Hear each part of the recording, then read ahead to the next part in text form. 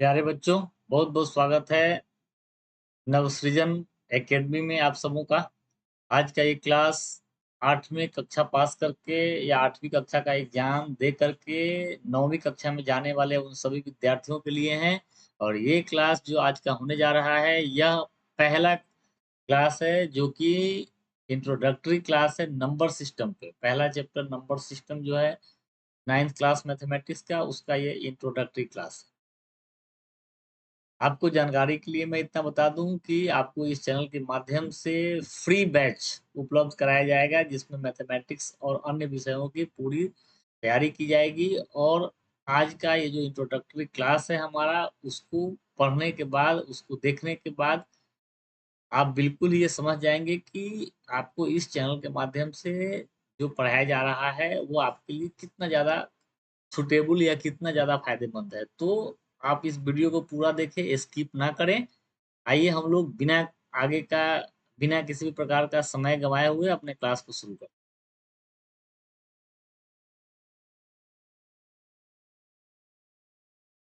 हमारा पहला चैप्टर जो है वो है नंबर सिस्टम पे। नंबर सिस्टम के अंतर्गत रियल नंबर्स हमको पढ़ना है, वास्तविक संख्या। तो हमारा जो टॉपिक शुरू होता है 9th क्लास में, वो शुरू होता है परिमेय संख्या, रेशनल नंबर से। ऐसी बात नहीं है कि ये परिमेय संख्या पहली बार 9th क्लास में ही पढ़ना है। परिमेय संख्या का परिचय 8वीं क्लास क्लास में भी कराया जा चुका है। परंतु परिमेय संख्या का बेसिक या परिभाषिक रूप से परिचय 8वीं क्लास में किया गया है। 9वीं क्लास में परिमेय संख्या के बारे में विस्तृत रूप से चर्चा की जाना है, इसके गुण धर्म के बारे में, इसकी विशेषताएं और इस परिमेय संख्या के ऊपर गणितीय संक्रियाओं के बारे में हम लोगों को काफी सारे आगे की चीजें अभी पढ़नी है। तो हम लोग एक बार संख्या पद्धति को संक्षिप्त में जानने का प्रयास करते हैं। देखिए, संख्याएं जो है प्रत्यक्ष वस्तुओं को गिनने, सूचना देने, तुलना करने, क्रमिक रूप से या क्रम में व्यवस्थित करने के लिए हमारे द्वारा इस्तेमाल। संख्या क्या है? तो संख्या हमारे लिए बहुत ही उपयोगी है। हम इसके द्वारा गिनती करने का, गणना करने का काम करते हैं, सूचना दे सकते हैं, दो राशियों के बीच में तुलना कर सकते हैं, एक या अधिक राशि को क्रम में व्यवस्थित कर सकते हैं। तो इस प्रकार से संख्याएं जो है हमारे लिए बहुत ही उपयोगी है।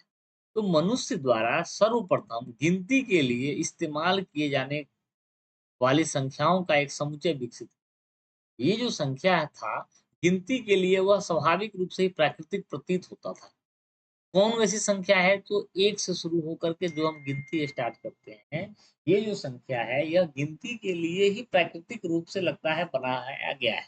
तो ये संख्या जो गिनती के लिए प्रयुक्त होती है, गिनती की संख्याओं को हम लोग प्राकृतिक संख्या या प्राकृतिक संख्या करते हैं, नेचुरल नंबर्स इसको अंग्रेजी में बोलते हैं। और इसको हम लोग एन से, ये सब काफी पहले के क्लासों में ही आपको पढ़ाया जा चुका है, परंतु हम इसमें इसको एक नए ढंग से बताने का प्रयास किया है, ताकि हम लोग परिमेय संख्या क्या है, परिमेय संख्या की जरूरत क्यों पड़ी, इसके बारे में संख्याओं के लिए जिस संकेत का हम लोग प्रयोग करते हैं उसको हम लोग न्यूमरल्स या संख्यांक कहते हैं। जैसे कि 1, 2 ये सब संख्यांक है, 3, 12, 28 ये सब संख्यांक कहे जाते हैं, न्यूमरल्स कहे जाते हैं। और उच्चारण के लिए हम लोग जिस नाम से इसको बुलाते हैं उसको हम नंबर नेम कहते हैं। जैसे इसको हम लोग अगर 12 लिखते हैं, तो this way of writing it और pronouncing it, this is called number name, अर्थात नंबर इन वर्ड्स। और 12, 28 जो संख्यात्मक रूप से है, जिसको हम लोग न्यूमरल्स या संख्यांक कहते हैं। परंतु ये जो संख्याएं हैं, यह हमारे लिए पूर्णतः पर्याप्त नहीं थी। जैसे-जैसे मानव ने उन्नति की, उन्हें गणित के विकास की आवश्यकता बढ़ती गई। उन्हें अपने गणनाओं, विभिन्न प्रकार के दैनिक जीवन के समस्याओं को हल करने के लिए गणित की संक्रियाओं जैसे जोड़, घटाव, गुणा, भाग का प्रयोग करना पड़ा। तो उन्हें और भी अधिक बड़े समूहों की, बड़े-बड़े संख्याओं की आवश्यकता पड़ती। इस प्रकार से और भी नई समूह वाली संख्याओं का विकास होता गया, जिसमें पूर्ण संख्या, पूर्णांक संख्या, भिन्न, दशमलव भिन्न इत्यादि प्रमुख है। अगर हम प्राकृत संख्या की बात करें, तो हर एक प्राकृत संख्या के आगे वाली संख्या या हर एक गिनती के आगे निश्चित रूप से कोई न कोई और भी गिनती की संख्या हमको मिलती जाती है। किसी भी गिनती की संख्या के आगे हमारे पास एक संख्या मौजूद होता है, जिसको हम लोग कहते हैं परवर्ती संख्या, सक्सीडिंग नंबर। और उसके पीछे भी एक संख्या, हर एक संख्या के पीछे भी एक संख्या हमको दिखाई पड़ता है, जिसको बोलते हैं पूर्ववर्ती संख्या। परंतु एक ऐसी प्राकृतिक संख्या है, one is the special natural number, जिसका कोई पूर्ववर्ती संख्या नहीं है। तो हम लोगों ने प्राकृत संख्या के परिवार में एक के पहले एक की एक पूर्ववर्ती संख्या हम लोगों ने लिया, जिसको जीरो के संकेत से हम लोगों और अब जो ये नई संख्या समूह, नई संख्याओं का समुच्चय प्राप्त हुआ 0, 1, 2, 3, 4 से लेकर के अनंत तक, इसको कहा गया होल नंबर्स। तो हमारे पास एक और संख्या मिल गया, पूर्ण संख्या। अब अगर हम इन संख्याओं को उनके संख्यात्मक मानों के अनुसार इन संख्याओं को उनके संख्यात्मक मानों के अनुसार सजाएं और उनकी उपलब्धता के आधार पर अगर हम एक रेखा पर दिखाएं, तो उस रेखा को हम लोग कहते हैं संख्या रेखा। और यह रेखा 0 से शुरू होगा और अनंत तक जाएगा। इस रेखा का कोई अंत नहीं है। समान इकाई की दूरी पर यहाँ हमें अगली संख्याएँ मिलती जाती है, अनंत तक हमें संख्याएँ मिलती जाती हैं। तो संख्या रेखा क्या है? संख्याओं को उनके संख्यात्मक मानों के अनुसार सजाते हुए और उनकी उपलब्धता के आधार पर एक रेखा पर दर्शाते हैं, जो कि अनंत होता है। इसे हम लोग संख्या रेखा कहते हैं, जिसको अंग्रेजी में कहते हैं नंबर लाइन, नंबर लाइन। अब अगर हम अपने अभी तक की जो संख्याएँ ज्ञात थी, प्राकृत संख्या और पूर्ण संख्याओं के बारे में चर्चा करें,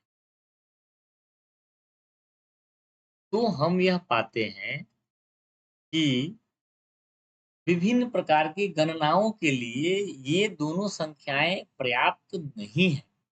जैसे 2 प्राकृत संख्याओं को जोड़ेंगे, तो यह एक प्राकृत संख्या ही देगा।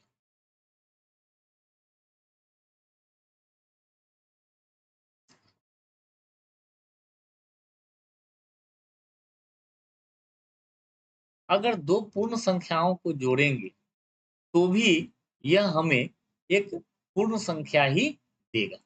परंतु अगर 2 प्राकृत संख्याओं को घटाया जाए अथवा 2 पूर्ण संख्याओं को अगर घटाया जाए आपस में, तो हम हर स्थिति में ऐसा नहीं पाते हैं कि जो परिणाम है वह पूर्ण संख्या के ही परिवार या पूर्ण संख्या के ही समुच्चय में हो। अगर हम 3 से 2 को घटाते हैं तो 1 आता है, जो कि पूर्ण संख्या है। परंतु 2 से 3 को अगर हमको घटाना पड़े, तब हम पाते हैं कि प्राकृत या पूर्ण संख्या के समुच्चय में इसका कोई हल नहीं है। तो हमें अपने इस संख्या पद्धति को और हमें अपने इस संख्यात्मक जो समूह था, इसको और अधिक विस्तृत करने की आवश्यकता। तो इस विस्तृत करने की आवश्यकता के लिए हमें लगा या हमने मनुष्य ने ऐसा सोचा कि जिस प्रकार से जीरो के दाहिने ओर हम जैसे-जैसे आगे बढ़ते हैं, वैसे-वैसे हमें नई संख्याएँ प्राप्त होती चली जाती है। जैसे-जैसे हम लोग आगे बढ़ते हैं, हमें नई संख्या प्राप्त होती चली जाती है। तो इस प्रकार एक ऐसी संकल्पना की गई कि हम अगर 0 से बाईं ओर भी बढ़े, तो समान इकाई की संख्याएँ प्राप्त होती जाएगी, परंतु वो ऋणात्मक संख्याएँ होंगी, वह ऋणात्मक संख्याएँ होंगी।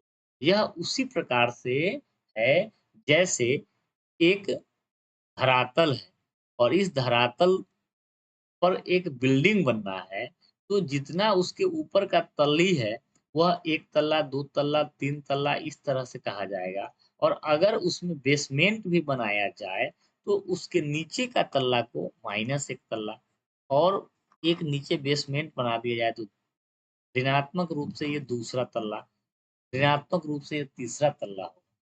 तो सिमिलरली ऐसी संकल्पना की गई कि 0 से जो हमें पूर्ण संख्या का परिवार प्राप्त हुआ, उसमें दाहिने ओर आगे बढ़ने पर हर एक इकाई की दूरी पर हमें एक संख्या प्राप्त होता है। सिमिलरली उसके बाएँ ओर भी हर एक इकाई की दूरी पर हमें एक संख्या का संकल्पना हमने किया, जो कि ऋणात्मक संख्याओं के रूप में जाना है।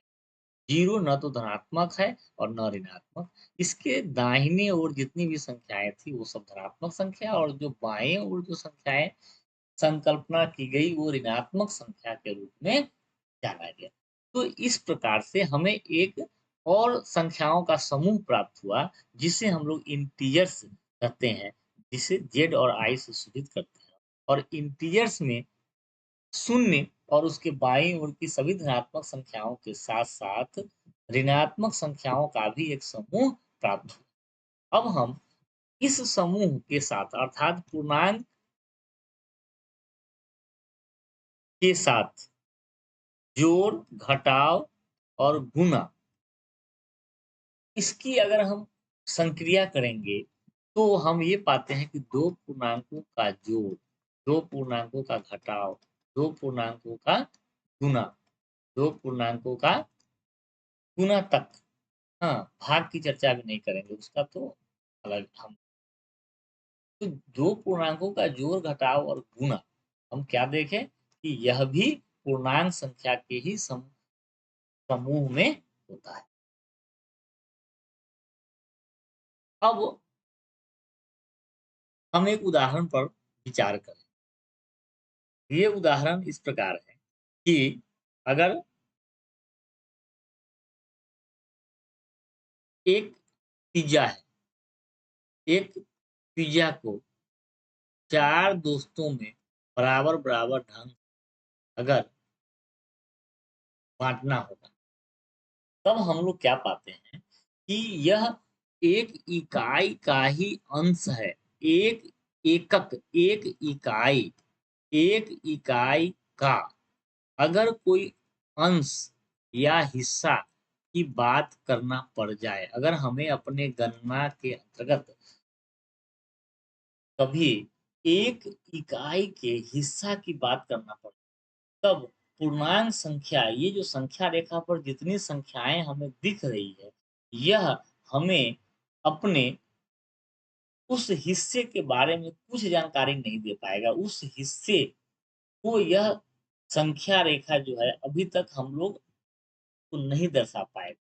तो हम यह देखते हैं कि इन पूर्णांकों के अलावा भी कुछ ऐसी संख्याएँ हैं, जो भिन्न या जो एक अंश या हिस्सा के रूप में है, जो पूर्ण अंक नहीं है, जो पूर्णांक नहीं है, जो हिस्से के रूप में, एक अंश के रूप में, एक भाग के रूप में।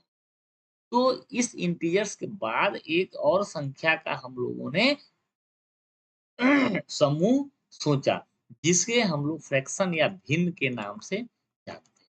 ये भिन्न क्या है? तो किसी भी इकाई अथवा पूर्ण भाग का एक अंश को हम लोग, एक हिस्से को हम लोग तो अब हम लोग यह देखते हैं कि हमारे पास प्राकृत संख्या, पूर्ण संख्या, पूर्णांक संख्या के साथ-साथ भिन्न भी हमारे पास यहाँ हम भिन्न के बारे में विशेष रूप से और चर्चा कभी बाद की क्लास में करेंगे। हम बस इतना जानते हैं कि भिन्न जो है उसका परिभाषा है कि इकाई अथवा पूर्ण भाग का एक हिस्सा हो। तो किसी भी एक इकाई, एक यूनिट का एक हिस्सा, वह कितना भी छोटा क्यों ना हो, अगर वह अनंत हिस्से में बाँटा जाए, तो शून्य के करीब होगा, परंतु ऋणात्मक कभी नहीं। अर्थात कभी भी भिन्न जो है वह ऋणात्मक वैल्यू ग्रहण नहीं करता है। भिन्न का मान ऋणात्मक कभी नहीं, क्योंकि वह एक इकाई का अंश या हिस्सा होता है। तो भिन्न जो हमें प्राप्त हुआ वह इस संख्या रेखा पर हमेशा 0 के दाहिने ओर ही होगा और वह इकाई का हिस्सा है, तो 0 से 1 के बीच की ही कोई मान को वो ग्रहण करेगा। हालाँकि विषम भिन्न और मिश्र भिन्न के रूप में वह आगे वाली संख्या रेखा पर भी आगे के मान को वह ग्रहण करेगा, परंतु वह ऋणात्मक मान को कभी ग्रहण नहीं करेगा। तो अगर कभी भी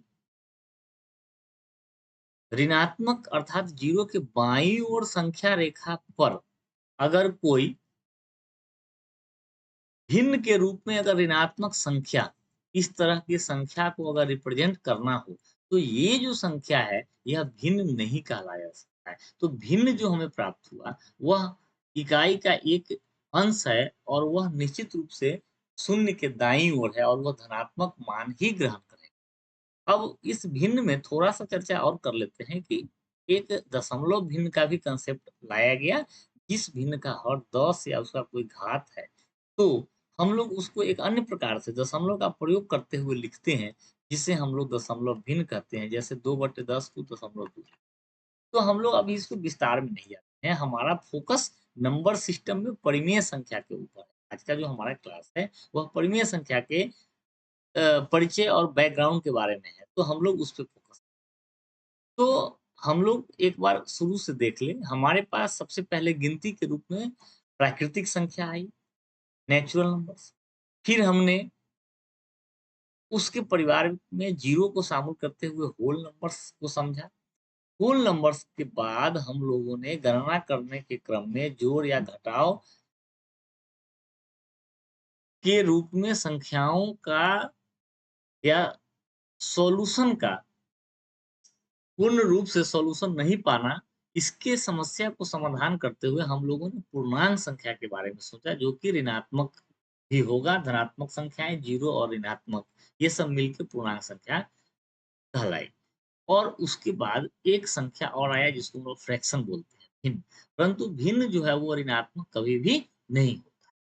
तो अब हम लोग ये देखते हैं कि अगर कभी भी एक पूर्णांक से दूसरे पूर्णांक में भाग देंगे, हमने पहले ही यहाँ बताया कि 2 पूर्णांकों का जोड़, घटाव और गुणा निश्चित रूप से एक पूर्णांक संख्या ही होती थी। तो हमें पूर्णांकों के जोड़, घटाव, गुणा के लिए इस संख्या रेखा पर जो संख्याएँ अभी तक हम लोग पढ़े हैं, उससे हमारा काम चल जाता था। परंतु क्या होगा जब हमें 2 पूर्णांकों का भाग पता करना, अगर हमें 5 को 2 से डिवाइड करना, तो यह एक विषम भिन्न के रूप में और मिश्र भिन्न के रूप में आ सकता है। तो यहाँ तक तो ठीक है।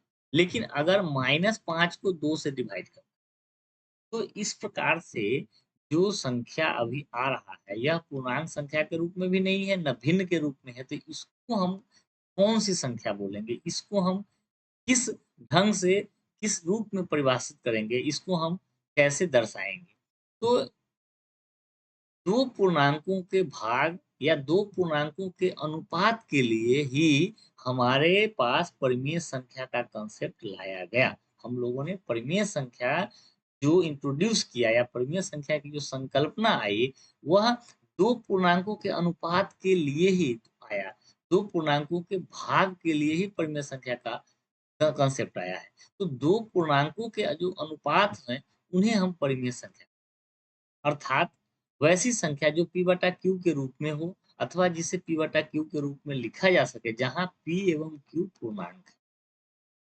एकदम ध्यान देना है, परिमेय संख्या जो p बटा q के रूप में लिखा जाता है या जो जिसको हम p बटा q के रूप में लिखते हैं या लिख सकते हैं, वहाँ इसमें p और q दोनों ही पूर्णांक है।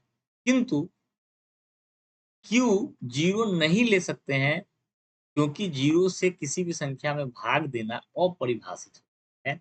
इसलिए Q 0 नहीं रखते हैं। बाकी P और Q जो है वो पूर्णांक ही होते हैं, केवल Q में अशून्य पूर्णांक लेना है। q बराबर 0 का मतलब क्या है कि q जो होगा वो अशून्य पूर्णांक होगा, अर्थात शून्य को छोड़ करके ही कोई पूर्णांक होंगे, और p जो है सारे पूर्णांक हो सकते हैं। तो परिमेय संख्या की जो जरूरत पड़ी वह दो पूर्णांकों के भागफल के लिए परिमेय संख्या का जरूरत।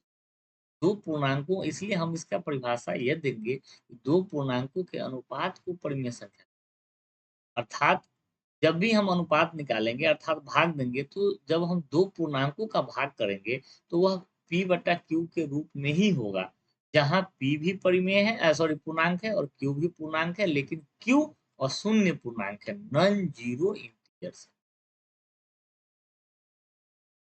तो इस प्रकार हम लोगों को एक नए संख्या के बारे में परिचित होना पड़ा, या एक नए संख्या के बारे में सोचना पड़ा। इसलिए सोचना पड़ा क्योंकि दो पूर्णांकों का भाग जो है वह परिभाषित करने के लिए हमें एक नए समूह, नई संख्या के बारे में जरूरत उत्पन्न किया। तो दो पूर्णांकों के अनुपात को परिमेय संख्या कहते हैं। वैसी संख्या जो p बटे q के रूप में हो या p बटे q के रूप में लिखा जा सकता है, जिसे जहां p एवं q पूर्णांक है और q 0 के बराबर नहीं हो, तो उसे हम लोग परिमेय संख्या कहते हैं। अब हम लोग दो पूर्णांकों का जोड़, घटाव और गुणा या भाग कुछ भी करें तो हमें परिमेय संख्या का समूह अगर हमारे पास है, तब हम पूर्णांकों के किसी भी प्रकार के संक्रियाओं के लिए हमारे पास पर्याप्त रूप से संख्या मौजूद होता है। अब हम अगर संख्या रेखा पर इन सारी संख्याओं को, अभी तक की ज्ञात संख्याओं को अगर हम दर्शाएं,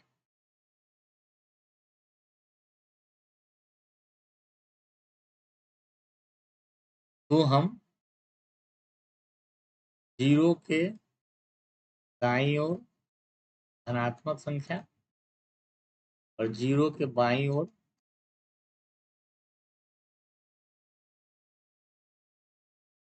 ऋणात्मक संख्या, और